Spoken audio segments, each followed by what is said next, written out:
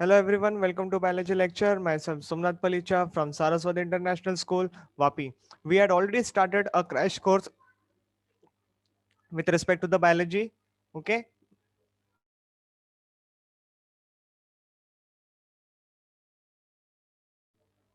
In our today's crash course lecture, we are going to start with our new chapter that is called as a biotechnology. And here in biotechnology, we know that chapter number 11 and the chapter number 12 both belongs to the biotechnology. The first chapter, that is a chapter number 11 in biotechnology, deals with the principle and its process. तो हम लोग आज के lecture में देखेंगे कि यहाँ से किस टाइप के क्वेश्चंस पूछे जाते हैं और क्या बोल सकते हो आप लोग कि कितना इंपॉर्टेंट हो सकता है ये आज का लेक्चर आप लोगों के लिए। पहले ही बता देता हूँ, इसका वेटेज जो है वो कम से कम 12 मार्क्स का वेटेज रहेगा, मतलब 3 क्वेश्चंस या तो मैक्सिमम 4 क्वेश्चंस आपके बनते हैं। Okay, that means very important chapter you can say. Reason ये है बायोटेक्नोलॉजी टॉपिक स्टार्ट करने का, because we had already completed the principle of inheritance and variations and the molecular genetic crash course. ये दोनों chapter खत्म करने से क्या हो जाता है कि आपका जो लिंकिंग है ना वो with respect to the biotechnology ये बहुत अच्छी तरीके से कवर अप हो जाएगा। मतलब genetics and biotechnology, these are the two topics which are एक साथ पढ़ने से ही आप लोगों का जो कहते हैं ना एक बहुत अच्छा बॉन्डिंग बन जाता है। ओके, और पहले ही बता देता हूं कि सारे क्वेश्चंस आपके एनसीईआरटी से बनेंगे, so please go and visit your NCERT text book, पढ़ो उसको लाइन टू लाइन, जितने भी ड्राइंग्स है उसमें सारे रेफर करने हैं, सारे चार्ट रेफर करने हैं। ओके, और जितने भी बोल्ड पॉइंट्स रहेंगे वो सारे पॉइंट्स आपको कवर अप करने हैं, क्योंकि उन्हीं के बेसिस पे आज के लेक्चर में आप लोग देखोगे कि कितने सारे क्वेश्चंस बने हुए हैं। ठीक है, बढ़ता हूं अपने फाइल की तरफ। तो चलो सबसे पहला क्वेश्चंस को यहाँ पे डील करना स्टार्ट करते हैं। ये रहा आपके स्क्रीन पे पहला क्वेश्चन यहाँ पे आ चुका है। Okay, what is says that plasmid are suitable vector for the gene cloning। तो पहला आपके लिए वेक्टर्स को लेके क्वेश्चन उठाया गया है। आप लोगों को प्लाज्मिड तो पता ही होगा, it is extra nuclear DNA. Okay, या फिर एक्स्ट्रा सेलुलर डीएनए कह सकते हो आप लोग। It is a circular form of DNA which is normally seen in case of the bacteria. E coli में हम लोग मोस्टली इसको पढ़ते हैं। अभी क्या बोल रहा है कि ये प्लाज्मिड जो है वो सुटेबल वेक्टर है, लेकिन किसके लिए? For the cloning. और इसके पीछे कारण क्या है? देखो बच्चा लोग, एक बात तो हिंट यहाँ पे क्लियर कट समझ लो कि क्लोनिंग के बारे में बात पूछी है। ठीक है, क्लोनिंग यानी क्या? मल्टीप्लीकेशन करना, और मल्टीप्लीकेशन इस तरीके से करना कि जो भी कॉपी बनेगी एग्जैक्टली सेम होनी चाहिए। ठीक है, मतलब रेप्लीकेशन के रिस्पेक्ट में क्वेश्चन जा रहा है, तो क्या ऐसे कुछ पॉइंट्स है जो रेप्लीकेशन को डील करते हैं, यहाँ पे चेक करो। Okay, these are the small circular DNA, ये बात तो बिल्कुल सही है। Molecule which can integrate with the host chromosomal DNA, लेकिन हमको होस्ट क्रोमोसोमल के साथ बाइंडिंग वगैरह करने की यहाँ पे पूछा नहीं है। हमने जो जीन ऑफ इंटरेस्ट उसमें डाला होगा वेक्टर में, वो क्लोनिंग करना चाहिए, इसके रिस्पेक्ट में क्वेश्चन है। Okay, these are the small circular DNA molecules with their own replication origin site. Okay, ये पॉइंट एब्सोल्युटली राइट है, क्योंकि देखो उसके पास अभी खुद का ओरिजिन साइट है रेप्लिकेशन करने के लिए, मतलब ही कैन अंडरगो रेप्लिकेशन, है कि नहीं? यहाँ जो भी ओरिजिनल साइट होगा उसका रेप्लिकेशन का साइट होगा, वहां से वो क्लोन कर सकता है। ठीक है, this can shuttle between the prokaryotes and eukaryotic cells, वो हमको यहाँ पे पॉइंट को वैलिड लग रहा नहीं है। ठीक है, this often carry antibiotic resistant genes, इसकी भी बात पूछी नहीं है क्वेश्चंस में। तो तुम्हारा answer with respect to the cloning जो था with respect to the replication site जाना चाहिए। तो ये रहा तुम्हारा आंसर यहाँ पे। Okay, option number 2 is the correct answer for this particular question. Now let's go for the question number 2। Again देखो प्लाज्मिड के ऊपर ही क्वेश्चन पूछा गया है। ओके, अभी ये प्लाज्मिड क्या, what are the true for the plasmid? तो they are found in the viruses, नहीं। Okay, they are the main parts of the chromosome, नहीं। They are widely used in the gene transfer, yes. They contain gene for vital activities, no. ये भी हम लोग point यहाँ पे consider नहीं कर सकते। तो 1 2 एंड फोर्थ पॉइंट जो है वो यहाँ से हट गया, तुम्हारा आंसर होना चाहिए that is they are widely used in the gene transfer. Okay, क्योंकि वो वेक्टर्स है ना, प्लाज्मिड क्या है, एज अ वेक्टर का काम करता है। तो जो भी जीन ऑफ इंटरेस्ट रहेगा वो मैं उस पर्टिकुलर प्लाज्मिड में इंसर्ट कर सकता हूं और उसको ट्रांसफर कर सकता हूं। ओके, चलो ये बात तो यहाँ पे क्लियर हो गई। बहुत ही सिंपल क्वेश्चंस आते हैं, आप लोग बड़े इजीली डील कर लोगे। ओके, देखो क्वेश्चन नंबर 3 यहाँ पे, the linking of the antibiotic resistant gene with the plasmid vector became possible, मतलब एंटीबायोटिक रेजिस्टेंट जीन को प्लाज्मिड के साथ जोड़ने के लिए पॉसिबिलिटी हुई। ये कैसे हुई? हम लोग जोड़ने की बात कर रहे हैं यहाँ पे। ओके। जब बात किसी को लिंक करने की आती है तो तुम्हारा सिंपल आंसर क्या हो जाएगा, लाइगेज, क्योंकि लाइगेज क्या है, ये हमारा बायोलॉजिकल गम है ऐसे मान लो, ठीक है, जो चिपकाने के लिए काम करता है। एक्सोन्यूक्लियस चॉपिंग का काम है, एंडोन्यूक्लियस अगेन चॉपिंग का काम है। ओके, तो ये आपको ध्यान में रखना है। तो आंसर क्या आ जाएगा, डीएनए लाइगेज, जो कि जॉइनिंग एजेंट का काम करता है। ओके, चलो ये बात तो एकदम स्ट्रेट फॉरवर्ड है कि आपका आंसर यहाँ पे 2 बनता है। चलो फोर्थ नंबर पे चलते हैं अभी हम लोग। यहाँ पे देखो क्या बोल रहा है, the main objective of the production use of herbicide resistant genetically modified crop is to, मतलब एकदम बेसिक चीजों के रिस्पेक्ट में टारगेट किया क्वेश्चन कि देखो objective of production use of herbicide resistant genetically modified crops, इनका यूज होना चाहिए ना, मतलब ये कैसे होगा। एंकरेज इको फ्रेंडली हर्बिसाइड्स, नहीं। Eliminate the weeds from the field without the use of herbicides, eliminates weed from the field without the use of the herbicides, ये तो कैसे होगा। reduce herbicides accumulation in the food articles for healthy, for health safety। और fourth बोल रहा है eliminate weeds from the field without the use of the manual labor।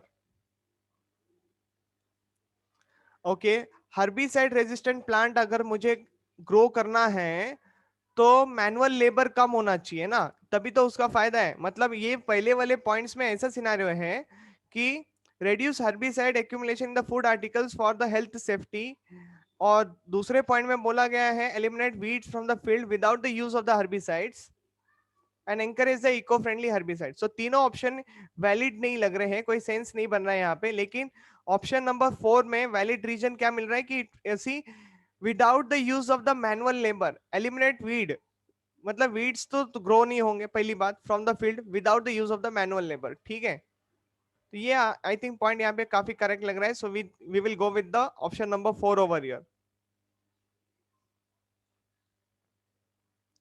Next question number 5 के बारे में बात करते हैं। Thermal cycler is used in this reaction. Okay, thermal cycler, thermal का मतलब यहाँ पे with respect to the temperature हो गया, ठीक है, विथ रेस्पेक्ट टू क्या हो गया यहाँ पे, टेम्परेचर हो गया। और टेम्परेचर वाली एक्टिविटी हम लोग किस में परफॉर्म करते हैं, या भी आप देखो यहाँ पे रेडियो एक्टिविटी में नहीं, केमिकल रिएक्शन में नहीं, पॉलीमराइज चेन रिएक्शन, यस, यहाँ पे टेम्परेचर का मदद होता है। कितना, 92 डिग्री प्रॉपर माना जाता है या फिर 90 डिग्री प्रॉपर माना जाता है, क्यों कि हाइड्रोजन बॉन्ड्स ब्रेक होते हैं, फिर डीएनए डबल स्ट्रैंडेड स्ट्रक्चर जो होते हैं वो सेपरेट किए जा सकते हैं। इतना ही नहीं, मतलब डीनेचुरेशन टेक्निक तो आप लोगों को समझ में आ गया कि पहली बात कि 90 डिग्री सेंटीग्रेड पे हम लोग हाइड्रोजन बॉन्ड तोड़ सकते हैं। फिर आता है डीनेचुरेशन के बाद एनिलिन, है ना, और फिर एक्सटेंशन वाली प्रोसीजर आ जाती है।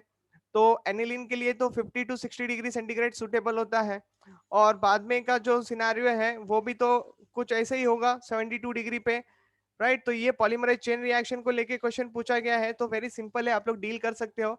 तो आंसर तो इसका सी होना चाहिए, an enzyme catalyst reaction. No, अगर ज्यादा टेम्परेचर यूज होगा तो एंजाइम जो है वो डिस्ट्रॉय हो जाएंगे, और लेस टेम्परेचर होगा तो एंजाइम एक्टिविटी बंद कर देंगे।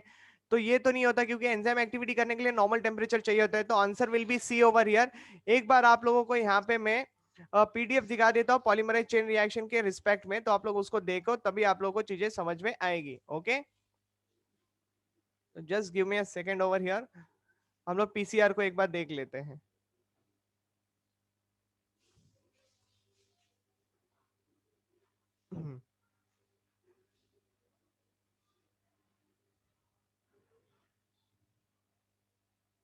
ये देखो, ये रहा पीसीआर का तुम्हारा पॉलीमराइज चेन रिएक्शन वाला पॉइंट यहाँ पे आ चुका है। ठीक है, क्या आ चुका है, पॉलीमरेज चेन रिएक्शन पूछा है, किसने दिया था, तो कैरी बी मूलिस ने डिस्कवर किया था। ये आपको ध्यान रखना है। डीनेचुरेशन हम लोगों ने देखा 90 से 94 डिग्री सेंटीग्रेड पे होता है, हाइड्रोजन बॉन्ड ब्रेक हो जाते हैं। प्रॉपर टेम्परेचर 92 डिग्री भी होता है, ओके, एग्जैक्ट टेम्परेचर बोल सकते हो, जहाँ पे सेपरेशन होता है। फिर स्टेप नंबर 2 आपका एनिलिन आ जाता है। एनिलिन पे 50 टू 60 डिग्री सेंटीग्रेड हम लोग यूज करते हैं, जहाँ पे हाइब्रिडाइजेशन होने को मिलता है, ओके, देखने को मिलता है। और फिर एक्सटेंशन वाली जो प्रोसीजर होती है, जहाँ पे 72 डिग्री सेंटीग्रेड हम लोग टेम्परेचर मेंटेन रखते हैं। And yes, the enzyme which is used over here is the DNA polymerase, जो कि ऑब्टेन किया जाता है एक आर्ची बैक्टीरिया में से जिसका नाम है थर्मस एक्वाटिकस। कारण ये है कि ये थर्मोस्टेबल माने जाते हैं और इसी में से हम लोग एक एंजाइम को आइसोलेट करते हैं जिसका नाम है टैग पॉलीमरेज। ओके, सो ये क्या करते हैं, डीएनए पॉलीमरेज 3 जैसा काम करते हैं, मतलब ऐड करते हैं फ्री बट कॉम्प्लीमेंट्री न्यूक्लियोटाइड्स और ऐसे करके बाकी का पूरा जो स्ट्रैंड है वो सिंथेसिस हो जाता है। Okay, so this is what the polymerase chain reaction. तो इसी के बेसिस पे आपको क्वेश्चन पूछा गया था। आई बात एकदम क्लियर कट ध्यान में है ना? तो इजी है, डील हो गया है आप लोगों को यहाँ पे। तो चलो क्वेश्चन नंबर 6 के तरफ बढ़ते हैं। विच of the following cut the DNA at specific site. देखो जब भी वर्ड स्पेसिफिक साइट आता है तो रेस्ट्रिक्शन एंडोन्यूक्लियस एंजाइम्स या फिर रेस्ट्रिक्शन ऐसे एंजाइम्स के नाम आने चाहिए दिमाग में, रेस्ट्रिक्शन वर्ड आना चाहिए। तो देख लो, मुझे तो यहाँ पे क्वेश्चन नंबर 6 पे फोर्थ आंसर सीधा सीधा दिख चुका है, रेस्ट्रिक्शन एंडोन्यूक्लियस एंजाइम्स यूज किए जाते हैं, ध्यान रखना। ओके, अल्कलाइन फॉस्फेटेस तब यूज करते हैं जब मान लो ये सर्कुलर डीएनए है और मैंने इसको बीच में से काट दिया। ओके, काटने से क्या हो जाता है, मुझे मिलता है 3' और मुझे मिलता है 5' रीजन। ओके, 5' और 3' रीजन मिलता है और 5' पे रहता है फॉस्फेट ग्रुप और 3' पे रहता है OH ग्रुप। फाइन, ये तो तुमको पता ही होगा। अब मान लो अगर इसको इसको ऐसे ही छोड़ दिया जाए तो ये 5' टू 3' फिर से लिंकिंग कर जाएगा and it will regain its structure. क्या करेगा, it will regain its own structure. ठीक है, ये नहीं होने के लिए अल्कलाइन फॉस्फेटेस को यूज करते हैं। सो ये क्या करेगा, from the fifth region, from the 5' region it will remove the phosphate group from here. Okay, अब ये चाहे तो भी आपस में ज्वाइनिंग नहीं दिखा सकते। ठीक है, अभी बढ़ते हैं एक्सोन्यूक्लियस को समझने के लिए।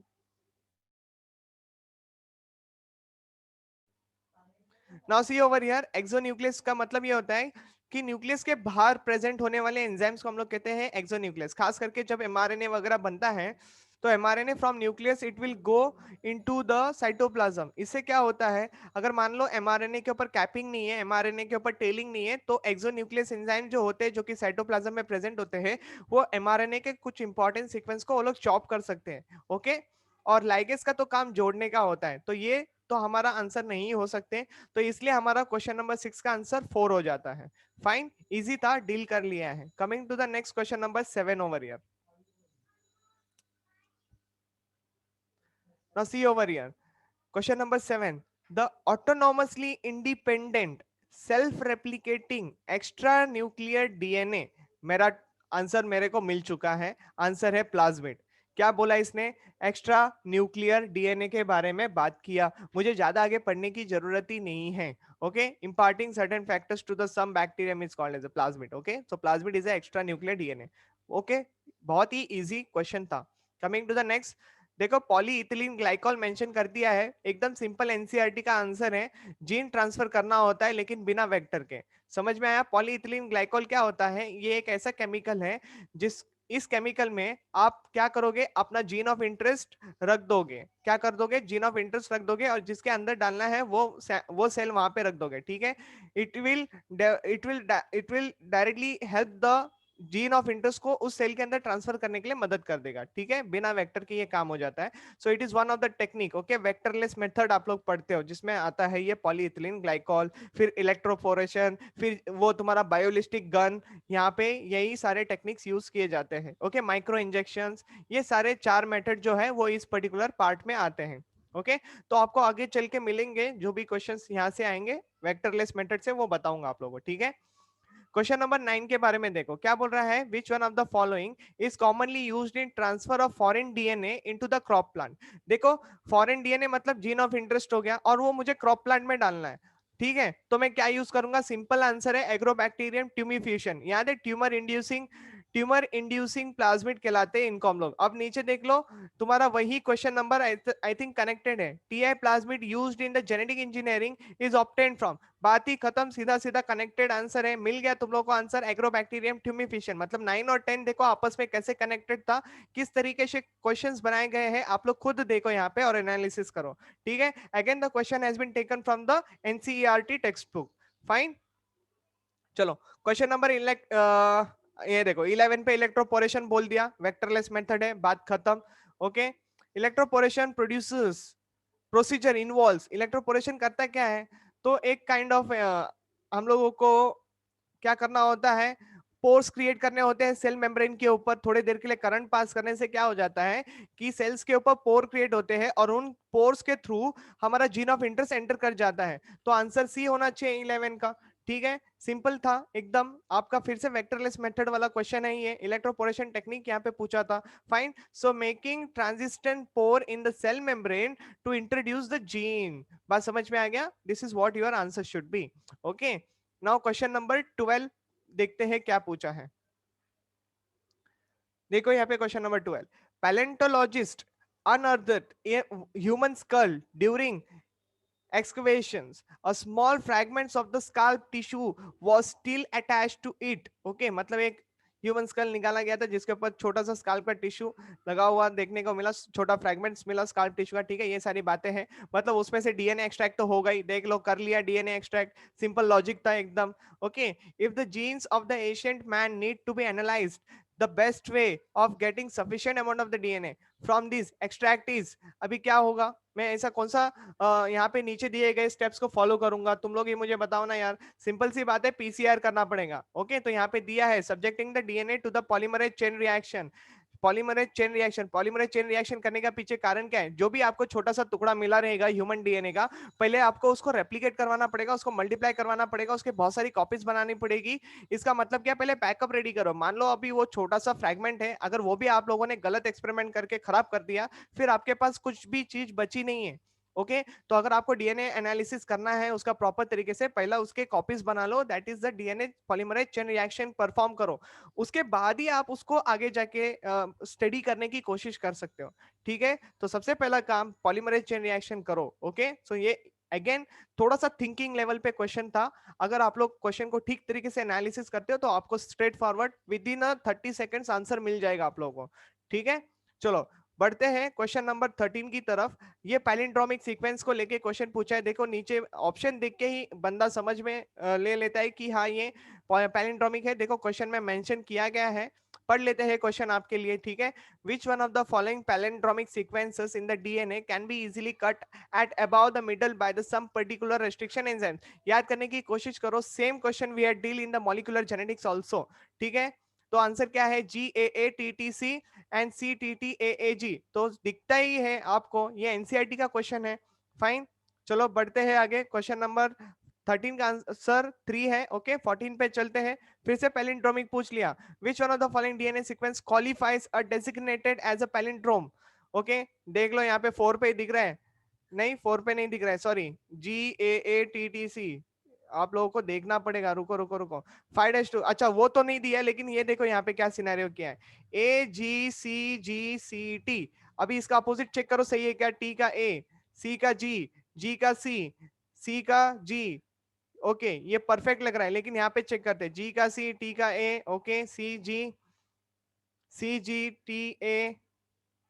हो गया, CG ये भी हो गया। मतलब 3 और 4 ऑप्शन ऐसे हैं कि जहां पे आप लोग देख पा रहे हो कि दोनों भी राइट और लेफ्ट से पढ़ने से एक ही जैसे साउंड कर रहे हैं ना। GACCAG एंड CTGGTC बरोबर है। AGCGCT और यहाँ पे AGCGCT ये भी सही है। मुझे लगता है 3 और 4 दोनों आंसर यहाँ पे आने चाहिए। क्वेश्चन नंबर 14 पे 3 और 4 दोनों आंसर, क्योंकि दोनों के दोनों पैलिंड्रोम्स हैं।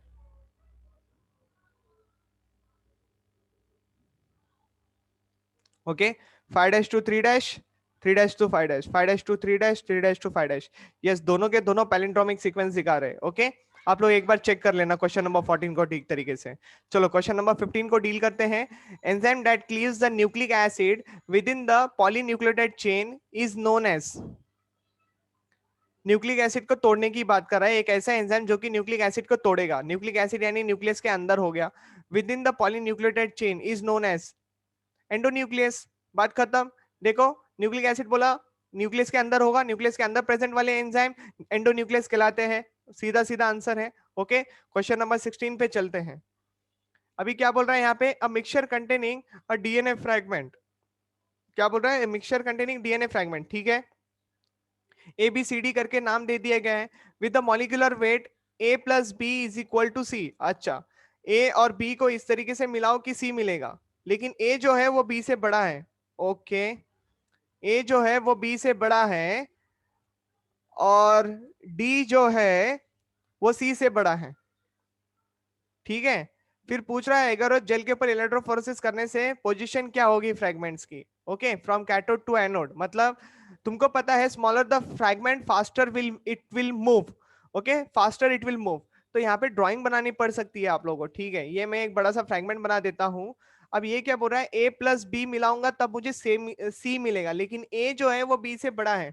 तो अगर मैंने बीच में इसको काट दिया और मैंने इसको ए लिखा और इसको मैंने बी लिखा, ठीक है, और फिर ए और बी ये दोनों हैं, देखो ना, ए फ्रेगमेंट बड़ा दिख रहा है, बी फ्रेगमेंट यहाँ पे छोटा दिख रहा है। अभी मैंने बनाया तो एक ही है लेकिन है वो दो फ्रेगमेंट्स। ठीक है, ऐसे आपको एनालिसिस करना है।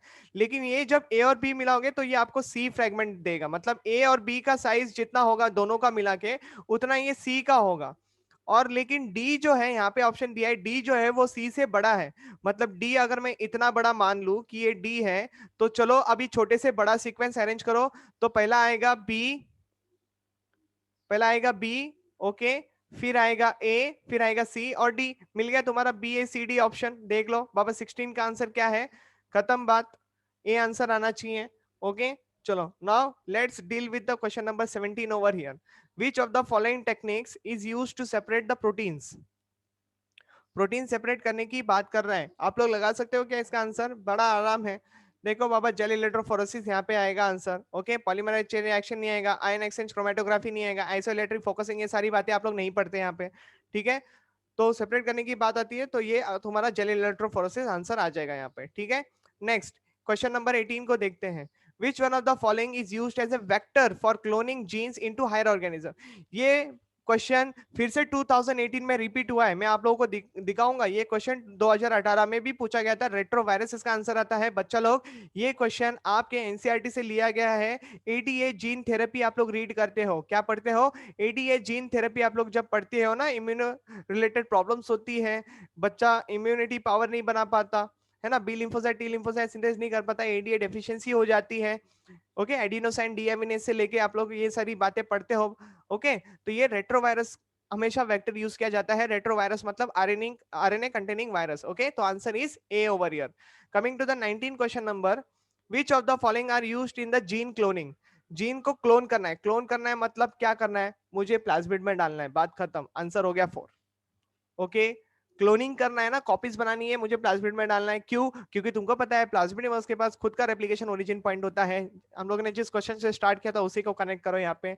ओके, चलो क्वेश्चन नंबर 20 पे जाते हैं। इजी है, बहुत इजी है बायोटेक्नोलॉजी। ओके, सारी बातें आपको एक्सप्लेन की गई है, प्लेलिस्ट में वीडियो लेक्चर पड़ा हुआ है, आप लोग प्लीज उसको वॉच करो। E M, okay, EM12 NEET biology करके प्लेलिस्ट अवेलेबल है जिसमें सारे वीडियो लेक्चर्स अवेलेबल है। ओके, आप लोग देख सकते हो और फिर समझ सकते हो। ठीक है, क्वेश्चन नंबर 20 को लेके बात करते हैं। In recombinant DNA technique the term vector refers to. अभी आरडीएनए टेक्नोलॉजी को लेके क्वेश्चन पूछा है जिसमें से वेक्टर का मतलब पूछ रहा है। क्या पूछ रहा है वेक्टर का मतलब, अभी आप लोग देखो और इसको रीड करने की कोशिश करो। Plasmid that can transfer, plasmid is a vector that can transfer foreign DNA मतलब gene of interest into a living cell. चलो ये तो एब्सोल्युटली राइट है। Okay, the cosmid that can cut the DNA at specific base sequence, नहीं ये तो तुम्हारा vector नहीं हुआ, ये तो तुम्हारा रेस्ट्रिक्शन एंडोन्यूक्लियस एंजाइम के जैसे काम करेगा ना। Plasmid that can joins the different DNA fragments, वो तो लाइगेज करता है। Cosmid that can join the different DNA fragments, ये भी वही सिनारियो है। तो ये 3 और 4 ऑप्शन भी गलत हो गया, answer is A over here. Easy था, चलो एनसीईआरटी से ही है।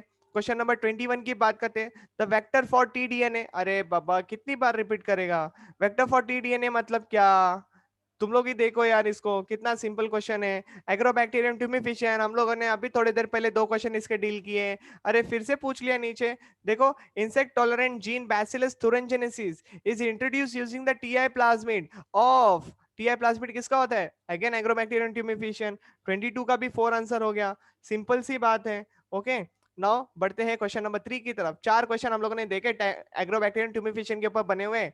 अभी देखो क्या पूछ रहा है, the source of tag polymerase used in the PCR. अभी थोड़ी देर पहले आपको पीसीआर ही मैंने एक्सप्लेन किया था, अर्ची बैक्टीरिया से लिया जाता है। ओके, तो आंसर क्या है तुम्हारा, थर्मोफिलिक बैक्टीरिया। ओके, मतलब सी आंसर होना चाहिए 23 का, बरोबर है, 23 का सी होना चाहिए, थर्मोफिलिक बैक्टीरिया यानी अर्ची बैक्टीरिया। क्यों? क्योंकि वो लोग हाई टेम्परेचर पे सर्वाइव करते हैं और पीसीआर में हाई टेम्परेचर पे काम होता है, इसलिए वहां पे टेम्परेचर कितना चाहिए होता है, 72 डिग्री सेंटीग्रेड चाहिए होता है। ओके, ये आपको ध्यान रखना है, एक्सटेंशन प्रोसीजर के लिए हम लोग यूज करते हैं। Tag polymerase act like a DNA polymerase. Okay, चलो नेक्स्ट, फिर से पीसीआर है, 24 पे पूछा है, PCR technique was invented by, मैंने आपको बोला था कैरी बी म्यूलिस। ओके, देखो आपके ऑप्शन नंबर 4 में अवेलेबल है नाम कैरी बी म्यूलिस करके। सिंपल हो गया, एकदम से बातें इजी हो गई हैं। मैच द फॉलोइंग, मैं आपको पहले भी बताया था, अभी भी बताऊंगा, मेजोरिटी क्वेश्चंस बनते हैं मैच द फॉलोइंग के पूरे पेपर में, 15 से 16 मैच द फॉलोइंग क्वेश्चंस आते हैं। ओके, जिससे आप काफी अच्छे मार्क्स गेन कर सकते हो, बिल्कुल भी गलत करने की जरूरत नहीं है, ठीक है।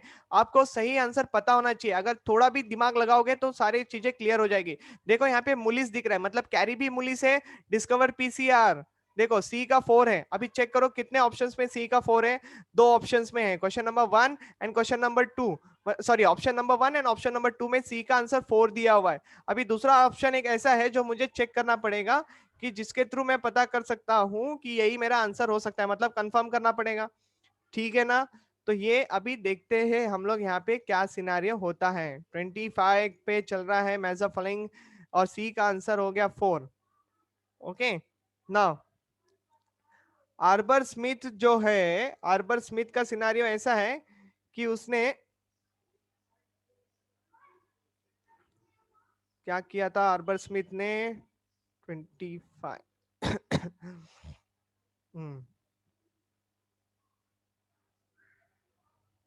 Development of the transgenic plants with the agrobacterium T-DNA technology, तो ये होना चाहिए था। क्या ये है यहाँ पे? नहीं नहीं नहीं नहीं, ये तो नहीं हो सकता ना, ये तो नहीं हो सकता। I think discovered the endonuclease आना चाहिए यहाँ पे, डिस्कवर्ड द एंडोन्यूक्लियस।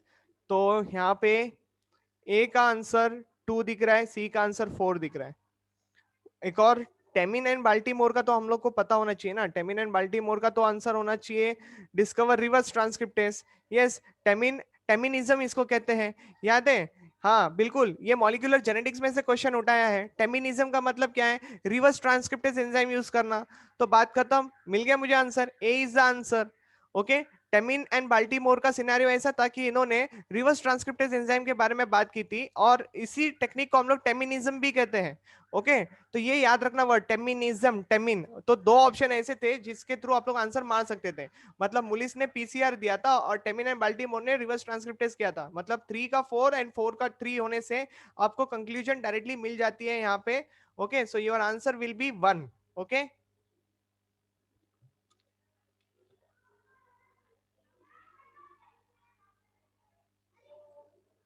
अगला क्वेश्चन थोड़ा सा ब्लर दिख रहा है, मैं बता देता हूं आप लोगों को क्या है वो। Cloning gene is process where gene is cloned in an animal, fragment of the DNA are transferred from one organism to the another, usually carried on a DNA vector, ठीक है। फिर क्या बोल रहा है, fragment of the DNA cloned in the same organism using the carrier, कैसे possible है? Fragment of the DNA can be cloned in the same organism using the carrier, no it is not possible. DNA is cloned in plant, हाँ plant में तो नहीं करते यार। Okay, तो 2 answer आना चाहिए यहाँ पे, 2 is the right answer. Fragment of the DNA मैं ट्रांसफर करूंगा from one organism to the another, लेकिन इसके लिए मुझे वेक्टर की जरूरत पड़ेगी, खत्म बात। आंसर इज 2, 26 का। 27 के बारे में बात करते हैं, डीएनए और RNA segment tagged with radio active molecule. अभी देखो ये क्या है, रेडियो एक्टिव मॉलिक्यूल के साथ मैंने डीएनए को चिपका दिया या फिर आरएनए को चिपका दिया, क्यों? ताकि मुझे पता चले कि यही मेरा नोन सीक्वेंस है, मतलब इसको मैं प्रोब कहूंगा, क्या कहूंगा, प्रोब। प्रोब यानी एनालिसिस के लिए यूज किया जाता है। ओके, आइडेंटिफिकेशन मार्क कह सकते हो, सेलेक्टेबल मार्कर के जैसे एक्ट करता है। ओके, नेक्स्ट, इंपॉर्टेंट है हाँ बच्चा लोग, इंपॉर्टेंट क्वेश्चन है प्रोब वाला। बहुत सारे बच्चों को प्रोब का मतलब नहीं मालूम होता है। Okay, it acts like an identification mark, पहचान होती है। ओके, नॉन सीक्वेंस भी कह सकते हो आप लोग। 28 के बारे में बात करते हैं। There is a restriction endonuclease called as EcoRI. Okay, what does co stand for? eco का मतलब क्या है भाई? ये तो तुम्हारा कोलाई हो गया ना। कोलाई का मतलब क्या है? ये नामकरण है, जीनस स्पीशीज को लेके क्वेश्चन पूछा है। ओके, चलो मैं आप लोगों को एक एक्सप्लेनेशन देता हूँ इसको लेके। ये बहुत ही ज्यादा इंपॉर्टेंट क्वेश्चन आ चुका है। देखो ये आ गया आपके सामने classification. Eco E dot coli, E stand for the Escherichia coli, stand for the CO। देखो ना, E को आ रहा है, आ गया तुम्हारे स्क्रीन पे। E stand for the generic name, coli stand for the specific name। Okay, R is stand for the code and 1 stand for the dependent on the discovery। मतलब ये पहला डिस्कवर हुआ था, ठीक है। तो इसका पूरा नाम जो है वो है E coli RY13। ओके, क्या नाम है पूरा? E coli RY13 कोड दिया गया था। ओके, तो उसको किस तरीके से रिप्रेजेंट किया गया? E को RI। ओके, आई मतलब नंबर ऑफ डिस्कवरी, मतलब ये बंदा पहला डिस्कवर हुआ था। इसी को समझने के लिए हम लोग लेते हैं वर्ड हीमोफाइलस इन्फ्लुएंजा आरडी।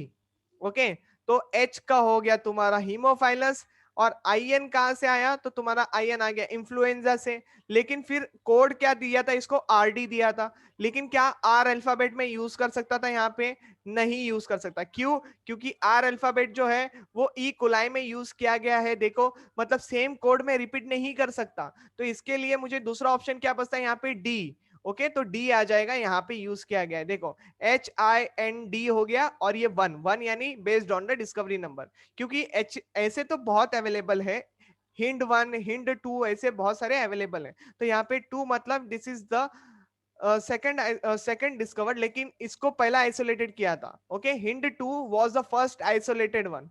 ये जरूर ध्यान रखना, आइसोलेट यानी पहला उसको सेपरेट किया गया था।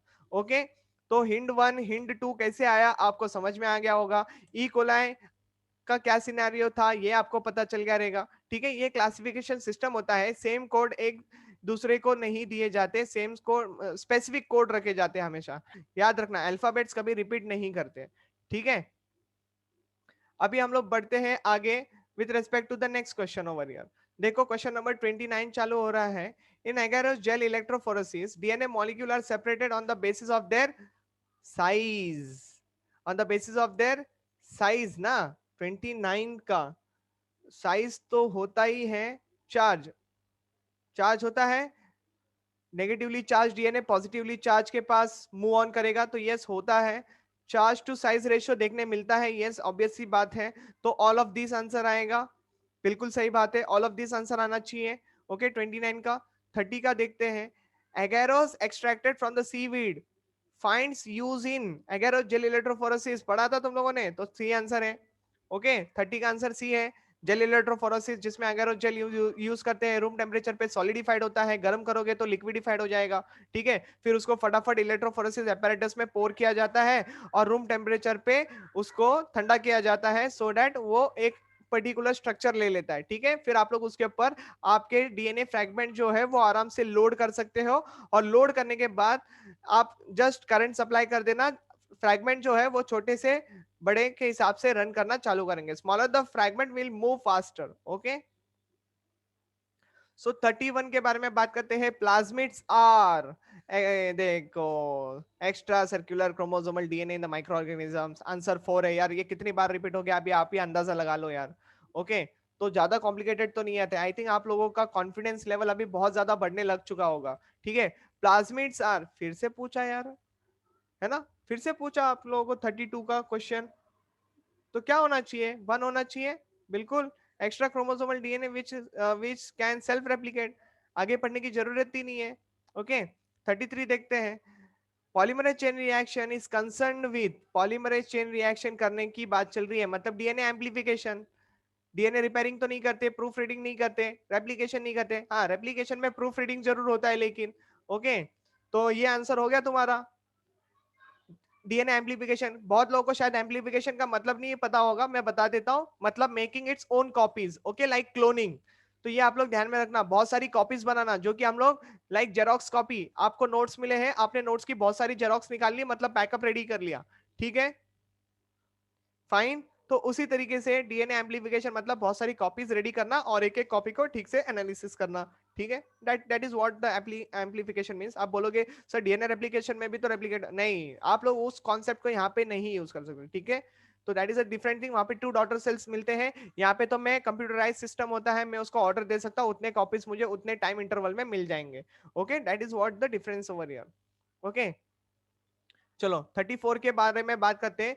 The enzyme employed for the amplification of the DNA during the PCR. अरे बाप रे, अभी दिमाग लगाओ यार, एंजाइम की बात चल रही है, एक ही एंजाइम आप पढ़ते हो, वो है टैग पॉलीमरेज। किससे निकाला था? Thermus aquaticus. What is this Thermus aquaticus? Is a kind of archaebacteria. बात खत्म ना यार, हो गया। क्वेश्चन नंबर 2 इज योर, मतलब 34 का option number 2 is your answer यार। ओके, सो इजी यार।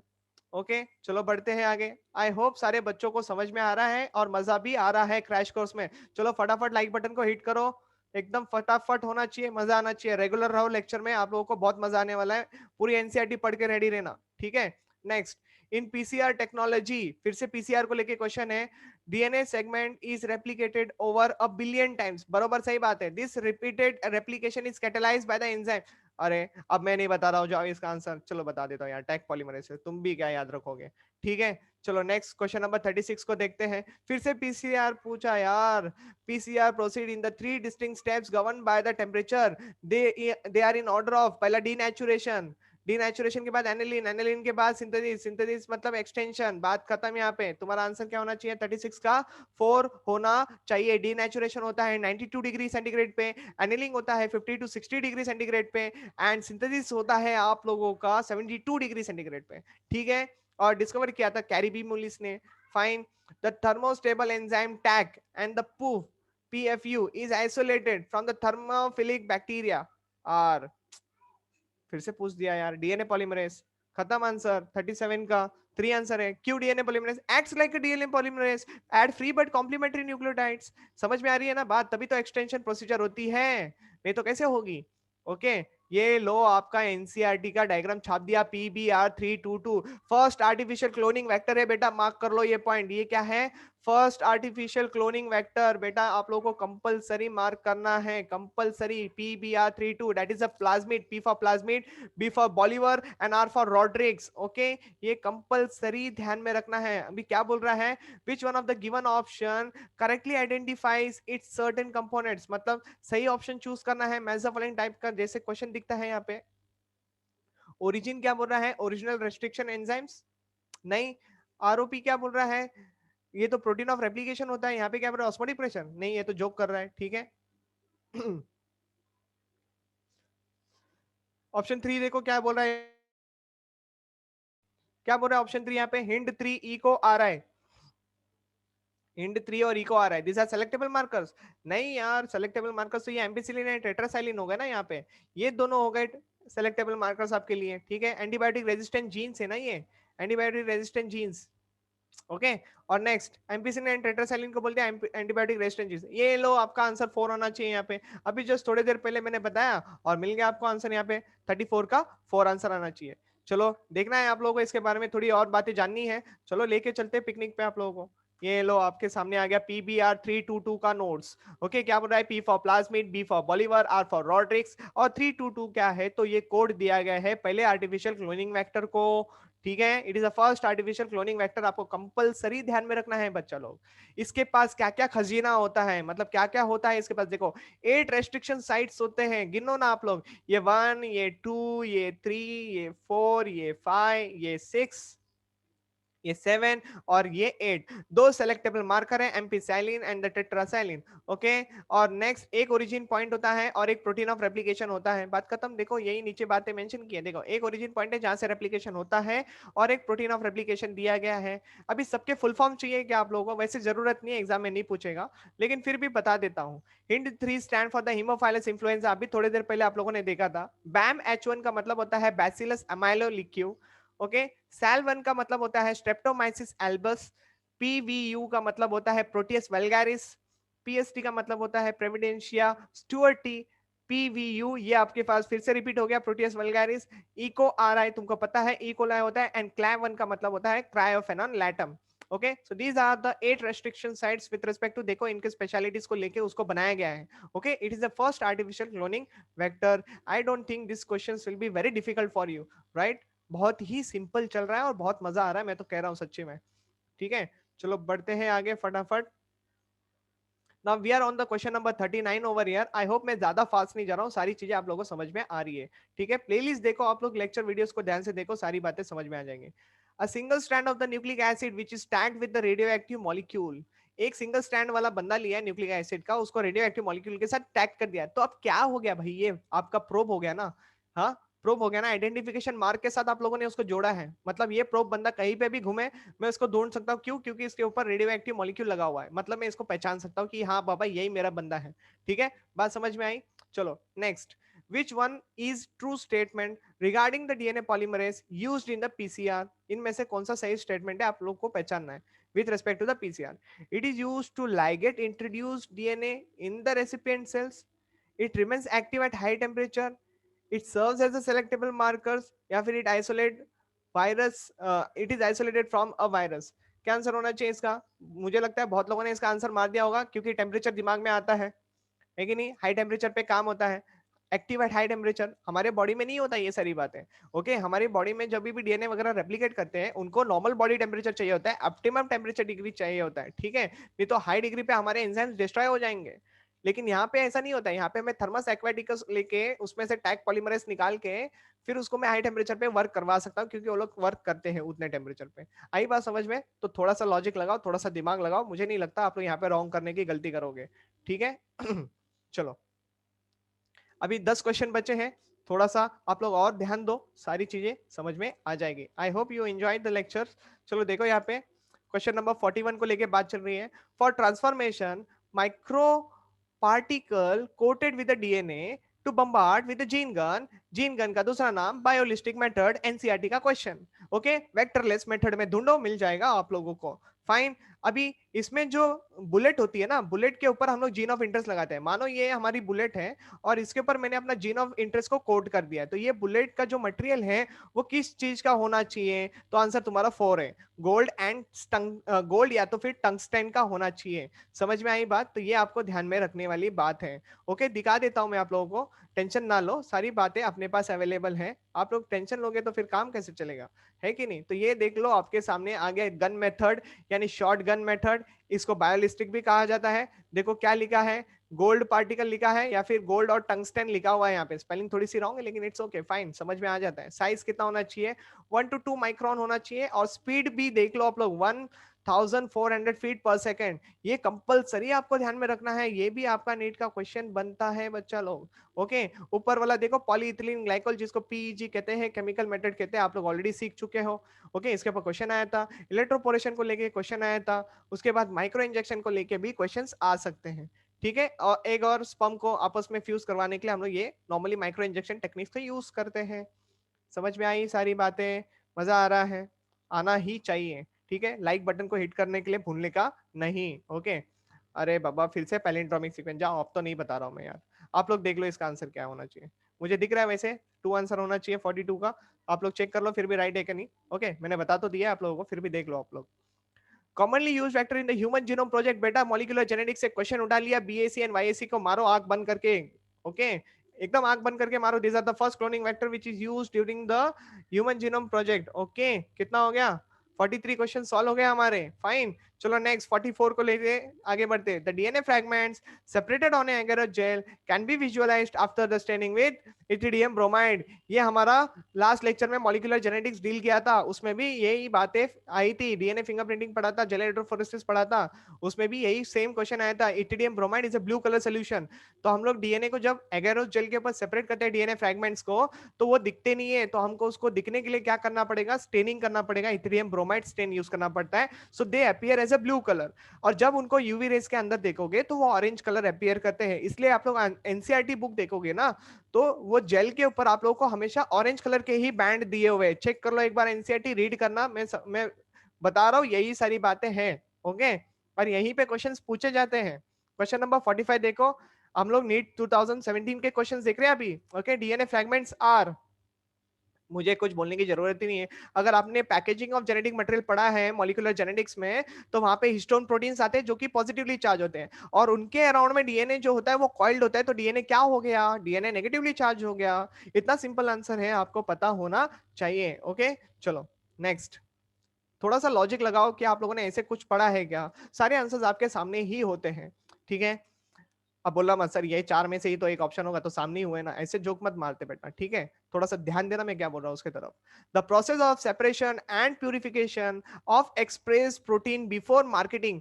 अगर आप लोग बड़े स्मार्ट हो और प्रिंसिपल ऑफ ये बायोटेक्नोलॉजी का प्रिंसिपल एंड प्रोसेस ठीक से पढ़ा है, द वेरी लास्ट पार्ट जहाँ पे आप लोगों को बायोरिएक्टर्स पढ़ने मिलते हैं, दो तरीके के बायोरिएक्टर पढ़ते हो। एक पढ़ते हो सिंपल स्टडर टैंक बायोरिएक्टर, और दूसरा पढ़ते हो स्पार्जर स्टडर टैंक बायोरिएक्टर। ओके ये बात आप लोग ध्यान में रखना, सिंपल स्टडअप टैंक जो होती है उसमें मोटर लगी होती है, और जो दूसरा होता है उसमें स्पार्जर लगा रहता है, उसमें बबल फॉर्मेशंस होते हैं, सो दैट जो इनोक्यूलम है वो प्रॉपर तरीके से मिक्स हो जाए। एक बार एनसीईआरटी गो थ्रू करो यार, 204 नंबर पे मिल जाएगा शायद से, अगर मेरा रट्टा मारा हुआ जो ऑप्शन है, मतलब जो पेज नंबर है अगर वो गलत नहीं हुआ तो। ओके देख लो यार, प्रिंसिपल ऑफ वाला बायोटेक्नोलॉजी वाला चैप्टर लास्ट में मिलेगा आप लोगों को, दो डायग्राम दिए हुए हैं मस्त एकदम कलरफुल वाले डायग्राम है। तो डाउन स्ट्रीमिंग प्रोसीजर इसका आंसर होना चाहिए यार। मतलब डाउन स्ट्रीमिंग क्या है, एक बार सारा प्रोसीजर हो गया, सारी चीजों को कलेक्ट करो, उसको एनालिसिस करो, प्यूरिफाई वगैरह करो, उसके बाद उसको मार्केटिंग वगैरह करो, मतलब एक्सपेरिमेंट करके चेक करो कि प्रॉपरली हुआ है कि नहीं।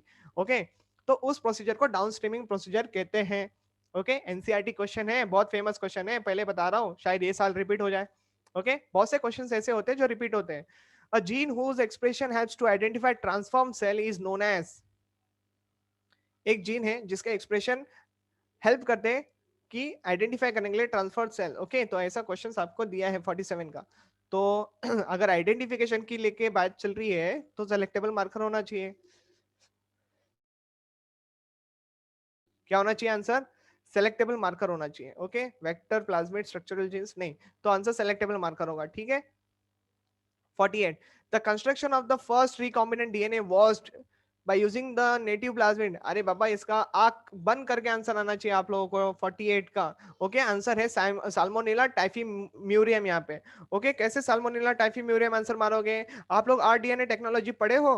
ओके कोहेर एंड बोहेन ने दिया था, याद है कि नहीं याद है आप लोगों को, याद होना ही चाहिए। Stanley Cohen and Herbert Boyer, ये दोनों ने 1972 में, कभी 1972 में साल्मोनेला टाइफीम्यूरम को यूज करके काम किया था। फर्स्ट आरडीएनए टेक्नोलॉजी जिसको कहते हैं, ओके जो कि इससे उठाया गया था, मतलब इससे बनाया गया था, ठीक है। इसके पास एंटीबायोटिक रेजिस्टेंट जीन्स थी जिसको लेके काम किया गया था। ओके मतलब इसका एंटीबायोटिक रेजिस्टेंट जीन्स को ई कोलाई के प्लाज्मिड में इंट्रोड्यूस किया गया था, और ऐसे करके आरडीएनए टेक्नोलॉजी को डेवलप किया गया था। तो ईयर के साथ आपको याद रखना है, हो सकता है ईयर को लेके क्वेश्चन पूछा जाए, या तो फिर साइंटिस्ट के नाम को लेके क्वेश्चन पूछा जाए। एनसीईआरटी क्वेश्चन है, पहले बता रहा हूँ। ओके और देखो 2018 में ही आया है, तो ज्यादा दूर की बात तो नहीं कर रहा हूं मैं। Which of the following is commonly used as a vector for introducing the DNA fragment in the human lymphocytes? Human lymphocytes की बात चल रही है, रेट्रोवायरस आ गया, एडीए डेफिशिएंसी को लेके क्वेश्चन पूछा गया था। फाइन फिर से घुमा दिया है आप लोगों को। Next 50 the correct order of the steps in a polymerase chain reaction, ये रिपीट हो गया रिपीट, देख लो बेटा मेरे को बोलना मत। ओके सारी बातें हैं जो मैंने ऑलरेडी बताई है, डीनेचुरेशन एनिलिंग एंड एक्सटेंशन, ये रहा चौथा आंसर तुम्हारा यहाँ पे दिख रहा है। okay I hope you enjoys the today's lecture very nicely। okay molecular genetics हो चुका है, प्रिंसिपल हो गया है, अभी तुम्हारा बायोटेक्नोलॉजी का फर्स्ट पार्ट हो चुका है। ओके ठीक तरीके से गो थ्रू करना। हर एक जो 3 लेक्चर यहाँ पे खत्म हुए हैं, हर एक का बजट है 12 से 16 मार्क्स का, ठीक है 12 से 16 मार्क्स का बजट है। आप लोग देख लो कितने मार्क्स आपको आते हैं अभी यहाँ से, आप लोग कितने मार्क्स गेन कर सकते हो, आराम से पूरे मार्क्स गेन कर सकते हो। Just read your NCERT thoroughly and just follow the questions, सारी बातें आराम से डील कर लोगे, ठीक है। मिलेंगे आपको अगले लेक्चर वीडियो के साथ, तब तक के लिए take care, bye bye, see you. Okay